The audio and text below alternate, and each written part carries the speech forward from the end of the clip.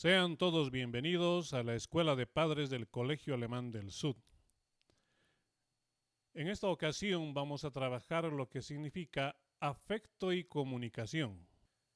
El papel de los padres en una familia es muy difícil, puesto que tienen que ir cambiando sus funciones y la manera de vincularse con sus hijos a medida que estos crecen.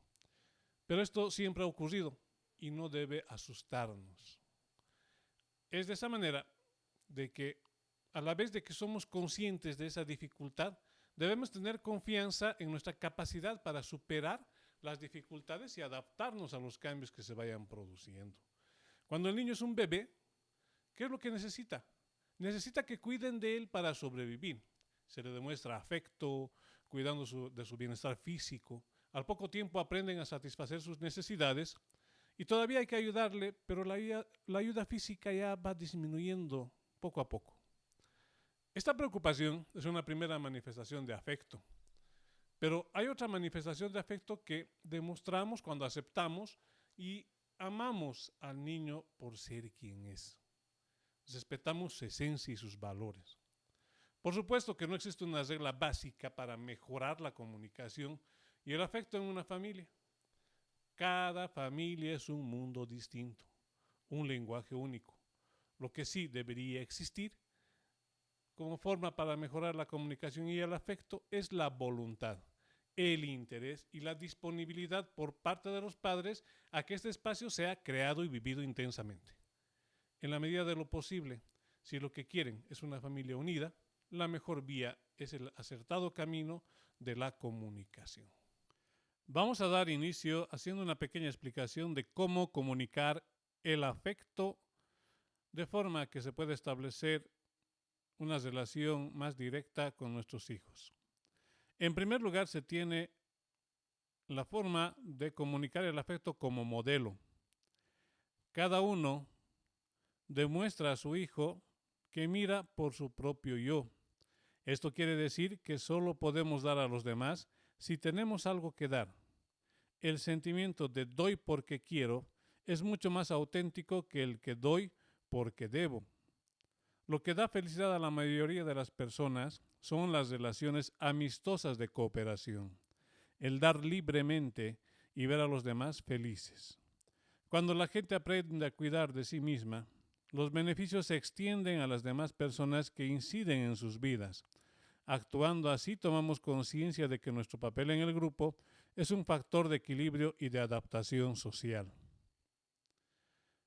También se encuentra el de fomentar el desarrollo de la capacidad decisoria. Algunas cosas de las que hacemos con idea de ayudar a nuestros hijos en realidad bloquean o limitan esta capacidad. Sería conveniente que cambiáramos algunos hábitos para lograr el desarrollo de la capacidad decisoria de nuestros hijos. Así también hay que tomar en cuenta que los padres deben pasar de ser eminentemente protectores cuando sus hijos son pequeños a tratar con iguales cuando sus hijos son mayores, evitando relaciones de dependencia mutua por mucho tiempo. Los padres deben ser capaces de imponer límites y disciplina, a la vez que deben intercambiar afecto con sus hijos. Y los hijos deben pasar de una situación en la que necesitan protección y cuidado de sus padres a otra en la que deben poder desenvolverse solos, ser autónomos y saber ponerse sus propios límites. Es importante que sepamos ir dando a nuestros hijos la responsabilidad de su propia vida, de forma gradual y progresiva. Para que esto evolucione de forma positiva, es importante enseñarles a desarrollar la voluntad, la motivación para hacer las cosas, anticipando las consecuencias que se deriven de ellas. Educar la voluntad no quiere decir negarse a la satisfacción inmediata y esforzarse por conseguir algo no tan inmediato, no desanimándose ante las dificultades. Y en este sentido, creo que es muy importante que el desarrollo de una mayor tolerancia entre las frustraciones es importante. Como segundo punto, vamos a tomar en cuenta la importancia de la comunicación. Hablar de comunicación y de diálogo es hablar de la vida misma, de la persona humana en su dimensión profunda y existencial. Sin embargo, ¿cómo es difícil comunicarnos? ¿Cómo nos cuesta encontrar con quién dialogar? Todos, por muy distintos que seamos, queremos ser escuchados, comprendidos, tenidos en cuenta, amados por alguien. La vida es comunicación, diálogo, pero no sabemos hacerlo. Tenemos que aprender y aprendemos basándose en la práctica, en intentos, cometiendo errores, corriendo riesgos, y este aprendizaje es de toda la vida. Los padres que se comunican eficazmente con los niños le promueven autoconfianza y aprendizaje a largo plazo, al igual que relaciones interpersonales sanas. Todo niño desde sus primeros días de vida requiere comunicarse y lo hace a través de los medios que tiene a su alcance. Llora, grita, patalea y muchas otras cosas más. Por ello, la comunicación que los padres desarrollan en la interrelación con el hijo desde la infancia es de gran significado. En ella se siembran las bases de una experiencia que durará toda la vida y que desarrollan en los hijos los sentimientos de seguridad, confianza, amor propio que le permitan, cuando crezcan, enfrentarse a la vida. En la medida en que las personas transcurren las diferentes etapas de la vida, la comunicación se hace cada vez más indispensable y necesaria en la relación diaria, tanto en el nivel individual como en el grupal o colectivo. Pero es aún más significativa e indispensable la comunicación que se desarrolla al interior del ambiente familiar y principalmente entre padres e hijos. De la experiencia de esta relación, los hijos desarrollarán la capacidad para establecer un vínculo afectivo consigo mismo y con las demás personas que le permitirán amar y ser amado. Desarrollar la capacidad cognitiva para aprender, generar iniciativa, creatividad y poder relacionarse con los demás integrantes de una familia, de la escuela y de la comunidad en general. La comunicación entre padres e hijos debe efectuarse esencialmente a través de la palabra. El intercambio verbal es privilegio del ser humano. Educar es crear un diálogo. Cuando los padres demuestran a través de sus palabras sus sentimientos de aceptación hacia los hijos, poseen una fuerte herramienta para influir en la opinión que el hijo tiene de sí mismo y lo ayudan a autovalorarse. En esta forma facilitan su desarrollo, le permiten adquirir independencia y autodirección. Existen también formas no verbales para comunicarse, como por ejemplo el no hacer nada en una situación en la cual el hijo está dedicado, o el no decir nada puede comunicar aceptación. El silencio es un mensaje no verbal que puede utilizarse eficazmente para hacer que una persona se sienta realmente aceptada. A través del diálogo nosotros podemos clarificar mejor nuestros propios deseos e intereses, expresar verbalmente de manera clara, abierta y directa nuestros sentimientos y expectativas, indagar los sentimientos y expectativas del otro, establecer acuerdos comunes de manera verbal, respetar actuando de acuerdo con los sentimientos y expectativas de uno mismo, pero teniendo en cuenta los sentimientos y expectativas del otro, anticiparse a las situaciones, hablar y acordar antes de actuar. Tercer aspecto. Fórmulas sencillas para imitar a hablar. Dentro de la mucha bibliografía revisada para desarrollar este curso, encontramos al doctor Thomas Gordon, quien propone dos fórmulas sencillas y eficaces para invitar a hablar. La primera, el abre puertas. Esta es una forma eficaz y constructiva para responder a los mensajes, sentimientos o mensajes problema. Es a través de respuestas que no comunican ni ideas ni sentimientos del que escucha. Sin embargo, invitan al niño a compartir sus propias ideas, juicios o sentimientos. Las expresiones más sencillas pueden ser: ya veo, ¿de verdad? No me digas. ¿Y qué más? Qué interesante. ¿En serio? ¿Lo hiciste? U otras más explicativas como: me gustaría escuchar algo acerca de eso. Me gustaría conocer tu punto de vista. A ver, discutámoslo. Escuchemos lo que tienes que decir. Eso parece muy importante para ti. Escuchar tus ideas es importante. Estoy interesado en lo que te pasa. Este abre puertas puede ser ayudante poderoso para la comunicación con otras personas. Las respuestas de los niños y adolescentes hacia estos sencillos abre puertas sorprenden a los padres. ¿Qué persona no reacciona favorablemente a dichas actitudes? ¿Qué persona no se siente bien cuando se le hace sentir digno, responsable, importante, aceptado? Los niños no son diferentes de las demás personas. Por lo tanto, les invito a utilizar estos abrepuertas en las conversaciones con sus hijos. Recuerden, no es necesario responder a los mensajes sentimiento o a los mensajes problema. Una segunda forma que nos plantea el doctor Thomas Gordon es la forma de activar de escuchar, ¿no? La forma activa de escuchar. Otra forma efectiva de respuesta hacia los mensajes de los jóvenes es la forma activa de escuchar, que consiste en atender mejor el proceso de comunicación entre dos personas. Cuando un niño decide comunicarse con los padres, es porque necesita hacerlo y normalmente lo manifiesta a través de una clave. Por ejemplo, si el niño tiene hambre, pregunta: ¿a qué hora va a estar la comida, mami?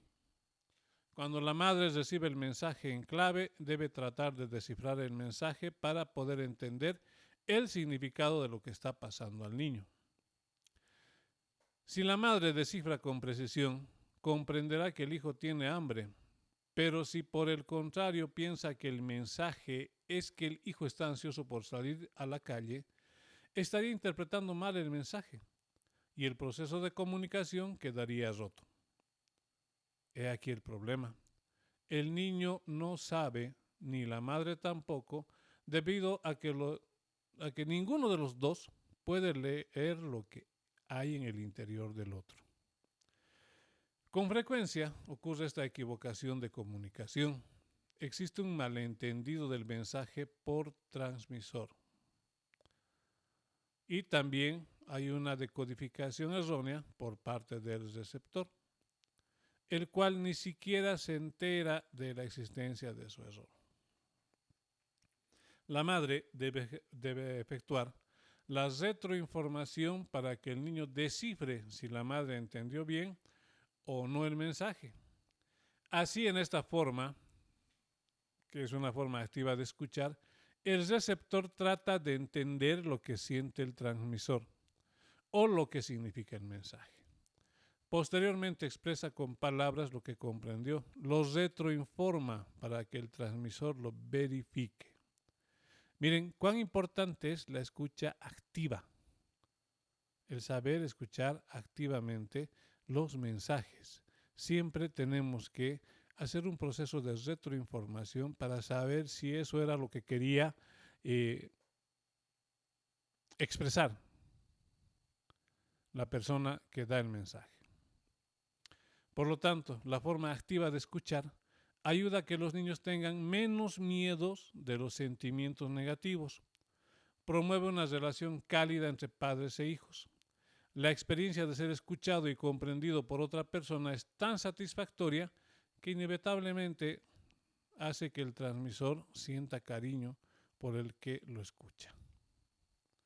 Además, la forma activa de escuchar facilita que el niño resuelva sus propios problemas e influye para que el niño sienta más deseo de escuchar las ideas y pensamientos de los padres. Actividades necesarias para utilizar la forma activa de escuchar. La forma activa de escuchar es un método que sirve para poner a funcionar un conjunto de actitudes básicas, sin los cuales el método dejará de ser efectivo. Por lo tanto, los padres debemos poseer las siguientes actitudes. Número 1. Desear escuchar lo que el niño tiene que decir. Es decir, estar dispuestos a escuchar o expresar abiertamente que no dispone del tiempo.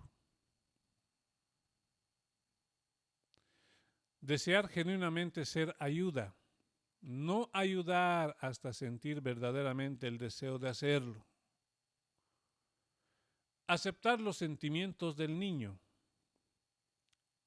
cualesquiera que sean, sin importar qué tan diferentes sean de los suyos propios.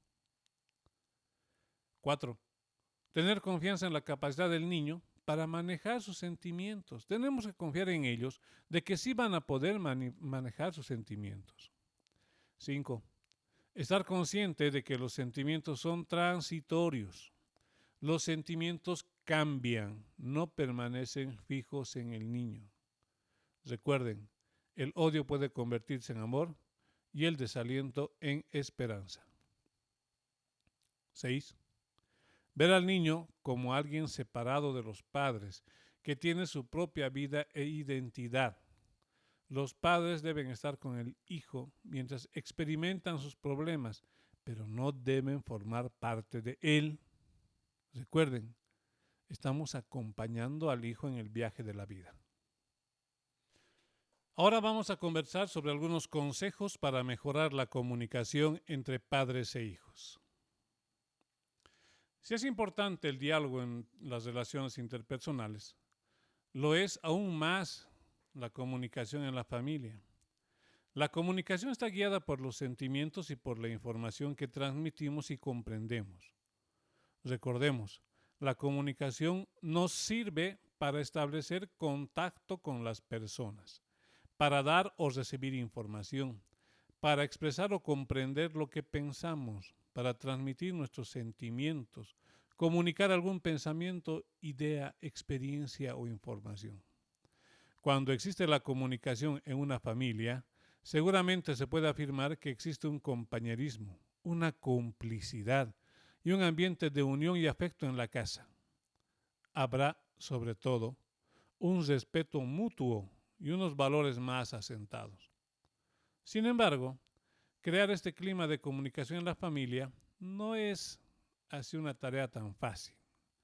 Hay que ayudar a los hijos con prácticas, es decir, que los padres introduzcan mecanismos que faciliten la comunicación. Los consejos que mejoran la comunicación, ¿cuáles podrían ser? Vamos a tomar en cuenta que al dar una información, busca siempre que sea de una forma positiva. La información hay que darla de forma positiva. Tenemos que obedecer a la regla de que todo lo que se dice se cumple.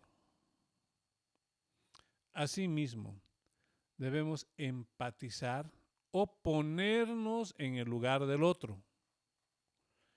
Dar mensajes consistentes y no contradictorios. Escuchar con atención e interés. Crear un clima emocional que facilite la comunicación. Pedir el parecer y la opinión a los demás. Expresar y compartir sentimientos. La comunicación no es solo palabras, sino también sentimientos. Ser claros a la hora de pedir algo. Observar el tipo de comunicación que llevamos a cabo con nuestros hijos.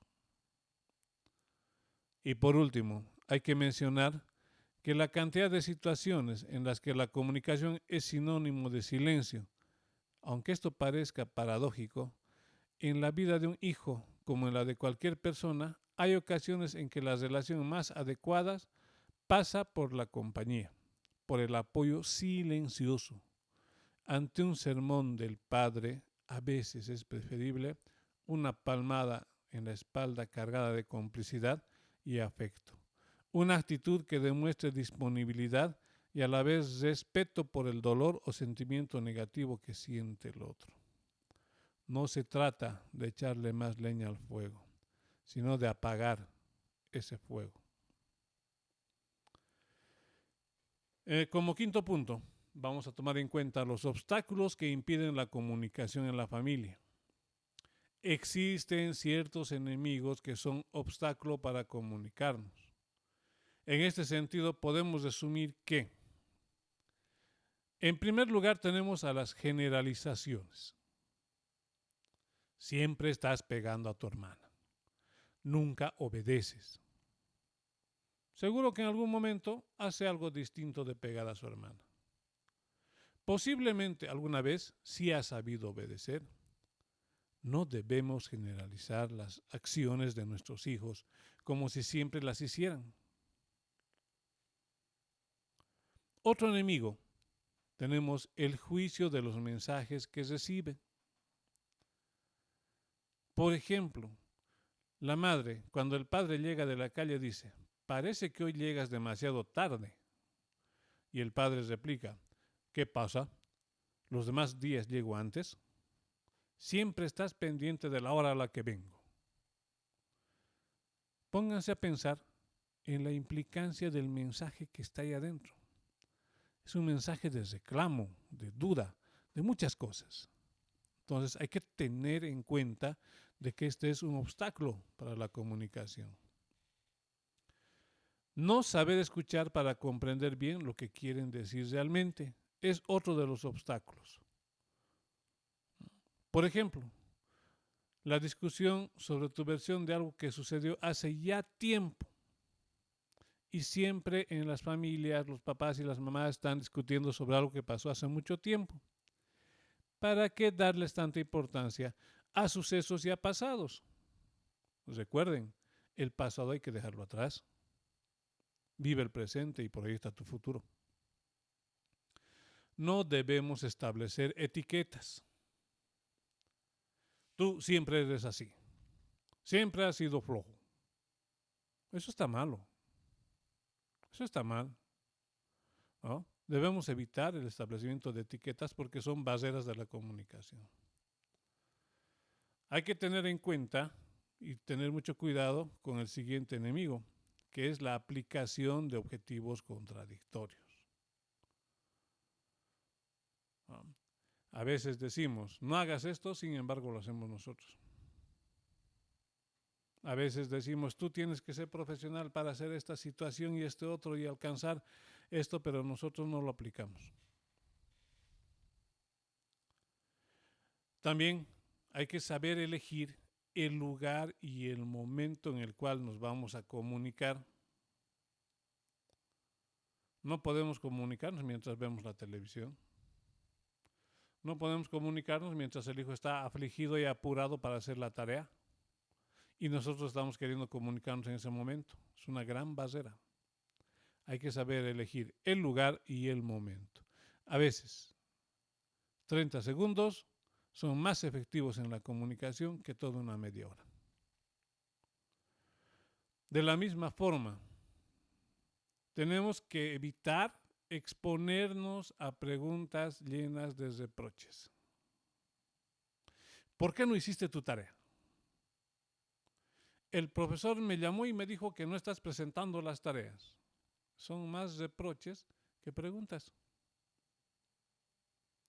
Deberíamos más o menos preguntar: ¿tienes dificultades con algo? El profesor me llamó y me dijo que no presentaste la tarea. Entonces hay que tomar en cuenta eso. El abuso de las siguientes frases, vamos a decirlo así: tú deberías, yo debería hacer, ¿no? Esos hay que evitarlos. Podríamos reemplazarlos por: ¿qué te parece si? Quizás te convenga, yo quiero hacer, me conviene, he decidido. Y eso es lo que hay que enseñar a nuestros hijos. Los cortes en la conversación. ¿No? Estos cortes en la conversación se dan porque se presta más atención a lo que tú quieres decir que al escuchar al otro. Recuerda, la escucha activa también es una forma de comunicación. Sería interesante de que puedas escribir situaciones que te pasan con los hijos y que has podido encontrar estas barreras o que has podido colocar estas barreras cuando te comunicas. Sería muy interesante que puedas hacer eso como un ejercicio dentro de lo que es la reflexión individual. Este sexto punto es uno de los que menos me gusta trabajar, porque no me gusta tipificar a las personas y menos tipificar a los padres. Pero según el psicólogo Stitt en su libro Los 10 errores más comunes de los padres y cómo evitarlos, hace una calificación o existe una tipología de padres basada en las respuestas que ofrecen a sus hijos durante el proceso de comunicación y que esto deriva en las llamadas conversaciones cerradas, aquellas en las que no hay lugar para la expresión de sentimientos o de haberla, estos se niegan y se infravaloran. Es así que el primer grupo está conformado por los padres autoritarios. Estos padres temen perder el control de la situación y utilizan órdenes, gritos o amenazas para obligar al niño a hacer algo. Tienen muy poco en cuenta las necesidades del niño. Otro grupo que clasifica son los padres que hacen sentir culpa, interesados, consciente o inconscientemente, en que su hijo sepa que ellos son más listos y con más experiencia. Estos padres utilizan el lenguaje en negativo, infravaloran las acciones o las actitudes de sus hijos.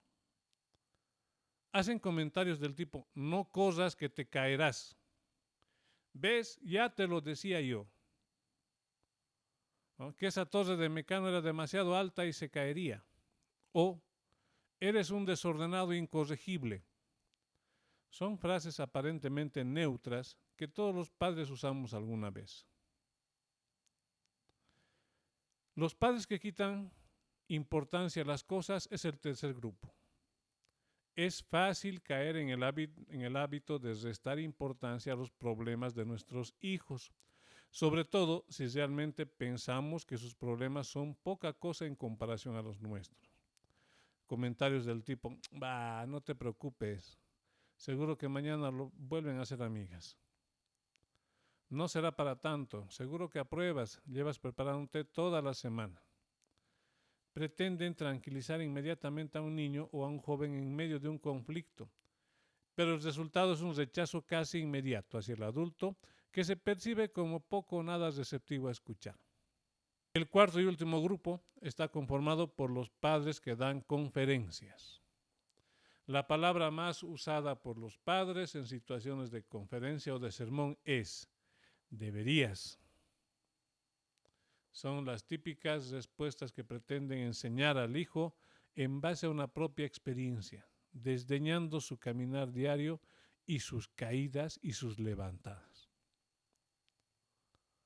Es importante entonces que nosotros no caigamos dentro de estos grupos, sino que caigamos en el grupo de la escucha activa para poder guiar a nuestros hijos. No quisiera concluir esta sesión sin especificar un poquito más aquello que se refiere a las barreras de la comunicación. Existen tantas barreras para las comunicaciones que difícilmente resulta extraña la queja constante en todas las organizaciones de que la comunicación es mala, ¿no? Sorprende que algún mensaje logre llegar inalterado, aunque la gente trate de comunicarlo, pero a menudo fracasa. ¿Cuáles son las barreras principales de la comunicación? En primer lugar, está ignorar la información que está en conflicto con lo que ya sabemos. Tendemos a ignorar o rechazar las comunicaciones que están en conflicto con nuestras propias convicciones. Si no las rechazamos, encontramos alguna forma de retorcerlas y acomodar su significado para que se ajuste a nuestros preconceptos que ya tenemos nosotros. Otra barrera es la percepción acerca del comunicador. ¿Cuántas veces hemos dejado de comunicarnos adecuadamente porque creemos que la persona no está adecuada para dar esa información? El receptor no solo evalúa lo que escucha en función del marco de referencia que está, sino que también tiene en cuenta al emisor. Los prejuicios pueden adjudicarle motivos no existentes al comunicador. Entonces es importante tomar el mensaje y no solamente al comunicador. La influencia del grupo. Muchas veces el grupo con el que nos identificamos influye en nuestros sentimientos y actitudes. Lo que un grupo oye depende de sus propios intereses, las experiencias compartidas y los marcos de referencia comunes que tienen mucha influencia en el grupo. Tratemos de ser más individuales y de ver con nuestros propios ojos. Asimismo, las palabras tienen diferentes significados para personas diferentes. Es decir, para algunos las palabras pueden tener un significado especial, por lo cual transmiten una impresión diferente de la pretendida. No asumamos algo que tenga determinado significado para nosotros. Transmitiremos el mismo significado a otra persona. También, relacionado con esto, tiene que ver mucho la jerga, es decir, los modismos que utilizamos. Todos tendemos a usar un lenguaje especial. Esa es una forma conveniente de comunicarse entre quienes comparten ese tipo de lenguaje, pero es una barrera sumamente efectiva e irritante entre quienes no la conocen. El contexto emocional. Muchas veces dejamos que nuestras emociones maticen nuestra capacidad de transmitir o recibir un verdadero mensaje. Cuando nos sentimos inseguros o preocupados, lo que escuchamos nos parece más amenazante que cuando estamos seguros y en paz con el mundo. Entonces, hay que tomar mucho en cuenta cuando estamos con ciertos conflictos emocionales para poder trabajar de mejor manera. El ruido.